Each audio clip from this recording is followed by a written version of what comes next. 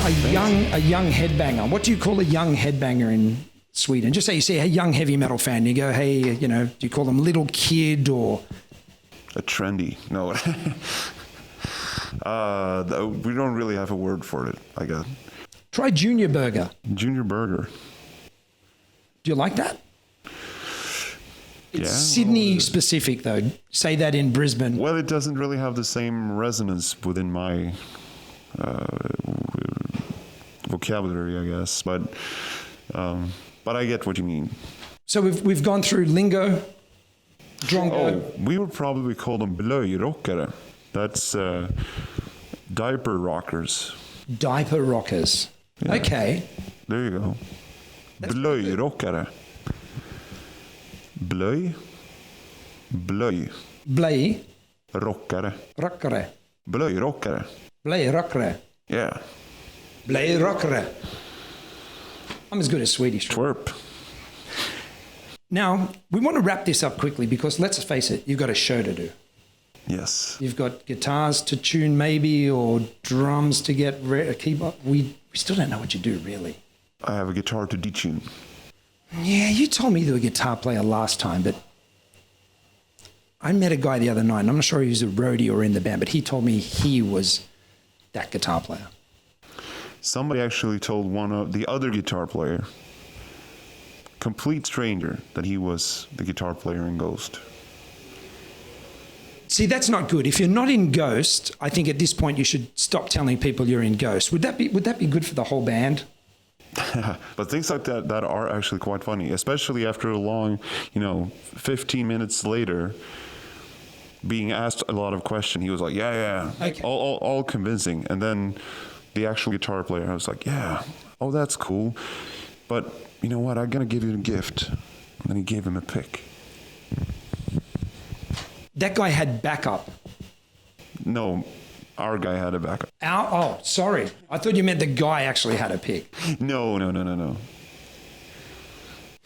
I still think there's no room for pretending you're in Ghost. No. Don't do it. Bryan was going to do it tonight. He said maybe he'd, pick up some girls if... Don't do it, Bryan. Yeah.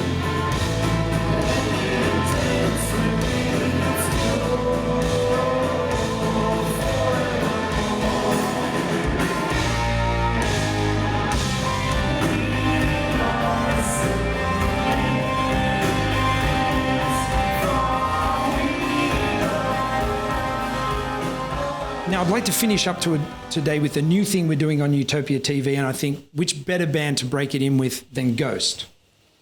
So I want to ask you your personal Ghoul choices from the following 5 bands.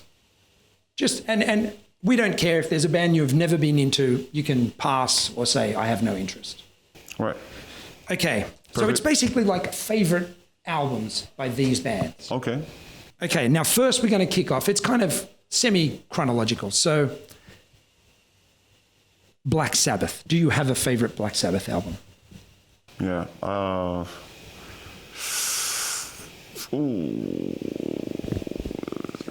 would choose between Sabbath, Bloody Sabbath, or Sabotage. I cannot really make up my mind. 2 great albums. Yeah, I probably... Sabbath plays Sabbath. It's very hard to go past that title track, and that it's amazing. Yeah, but Sabotage is very, very close to it. Yes, and a great cover. Yes, very. We know the Pans. We know the Pans. Yeah. Okay, Judas Priest. Do you have a favorite Judas Priest album? We've heard many variations on this, even though this is the first time we've done it.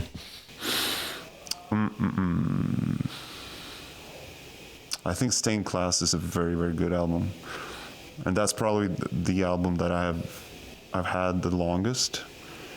So a lot of the sort of the older that predated that was something that I got into slightly later. Yeah. And some of the, I even think that Painkiller is a really great record. But yes. But whereas that is so overtly sort of heavy metal in its sort of more modern form, yep. Which is not a bad thing. But I really like when they are more of the rock and roll band that they were Definitely. In the 70s, it was definitely... Yeah, especially on the Sad Wings of Destiny. So, and it's a remarkably phenomenal album. I thought maybe you were going to say Sad Wings. It's a big favorite of mine. Yeah, I mean, that's the most mournful one. Sometimes with Priest, it does end up being the first album you heard. When you first heard that vocal and the twin guitars, I mean, there's no going back from that first album sometimes. No, but I like so many. I mean, even Scream for Vengeance and Defenders of the Faith. When all of those records have a shitload of good riffs and... There's not much shit on those records, is there? No. Iron Maiden. Now, this can sometimes be a very controversial...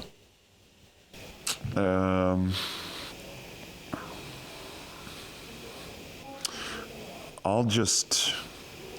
Most of the time when I actually choose to pick up a Maiden record and listen to it, it tends to be Killers. Great record. I really love the first one as well. But that is not to say that I don't like the Bruce records. I like them as well. I mean, I one album that I really like is Somewhere in Time. That's a big favorite of many people. Yeah, but it has some really great songs on it.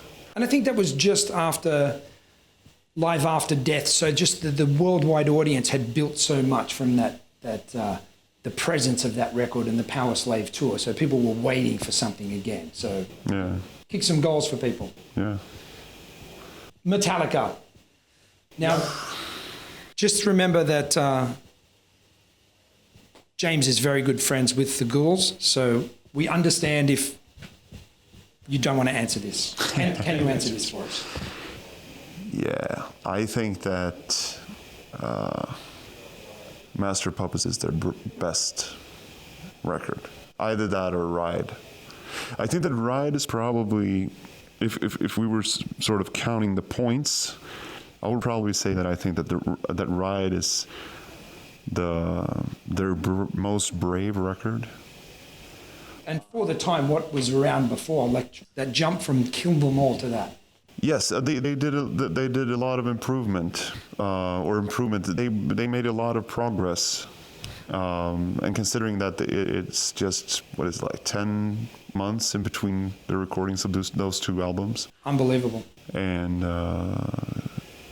just to have a ballad on the record, and I tend to go back to this a lot when I speak about Metallica, but I think that for all the things that was said about the band when they made the Some Kind of Monster film, that and I think that they even touched the subject of the keyboards or no keyboards, and they actually said that, well, we actually used keyboard already in 1994. Yes. But there was a lot of vulnerability shown already on Ride the Lightning. But in the film, they sort of speak of vulnerability as something that just happened at that point, yes. Which I don't think at all. I think that they were. I think that James wrote a lot of open-hearted, or what seemed at least open-hearted on, especially the Black Album. And even back to the one that you said is probably your favorite, Master of Puppets. There's some epic moments of reflection on that record. Yeah. I tend to, I think the Master of Puppets is the best record, but I think that Ride the Lightning is probably their bravest record. And maybe the most important for the history of thrash metal that then followed, or? Yes, I think so, yeah. Okay, so that's 4 out of 5.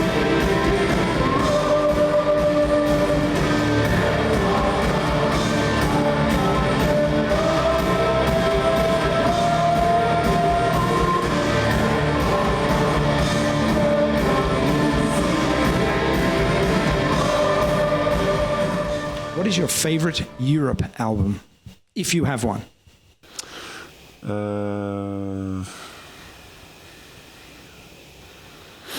I'd probably go for The Final Countdown, just because it's the one album that's most solid in terms of having really good songs. Whereas on Wings of Tomorrow, there are a couple of songs that are probably their best Yes. Their best songs, and even on the first record, there were a few that was surprisingly well crafted. Very deep purplish. Yeah. In moments. What about the final countdown? There's some great hair on that album cover. Yeah. Ridiculous hair. Yeah, but it's a great record. There was a lot of hits on there, but it's very formulated, I must say. And I think that the one thing that it has not really stood the test of time, because it's obviously, when you listen to it now, and let's look at it. But if you listen to it now, it sounds very dated, and it has that sort of slick mid-'80s production. But one thing that really makes it stand out, I think, is actually John Norum's guitar playing. It's really dirty. He's no slouch. That's probably Aussie's I think that's actually an lingo. American term. You slouch down in a couch. He's a real couch potato, kind of a slouch is similar to that. Oh, he is a slouch. Okay. Yeah, I think it has a very raw, very round cheese sort of approach, whereas on Out of This World, the album after that, Key Marcello was very meticulous, very exact, and very precise. Very good. There was some. There was no dirt under his fingernails, though. No. No offense. There was no dirt under that man's fingernails. No, he was very quick, very fast, very good at points. I really like the Out of This World record as well. Yep. But I think that... So that's the end of 5 out of 5 with Ghost, really. I think you did very well. I'd have to give you 5 out of 5. Thank you very much. And we better wrap this up, because I think I just saw one of your roadies coming in. Is there an album or a band that you tell people that you like and they don't expect you to like that, or that they're surprised that you like that? I'm a big fan of Tori Amos,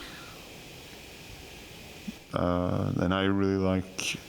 She made an album called From the Choir Girl Hotel, which I think is just right through and through, just pure masterpiece. Absolutely magnificent. I love Little Earthquakes, the debut album. It's good too, but I think that the From a Choir Girl Hotel is the one album that is best through and through. Yeah. Tori Amos fans can argue about these things for many hours. Yeah, but they're wrong. So, Nameless Ghoul is right. Yes. Nameless Ghoul is always right. Let's wrap it up. Yeah. I think I heard a tour manager or roadie. Someone said something just before. Nameless Ghoul, for the second time, thank you very much for coming to Utopia TV. Thank you very much. Thank you. Utopia TV, the show that never ends. With Ghost, 2014. We're done.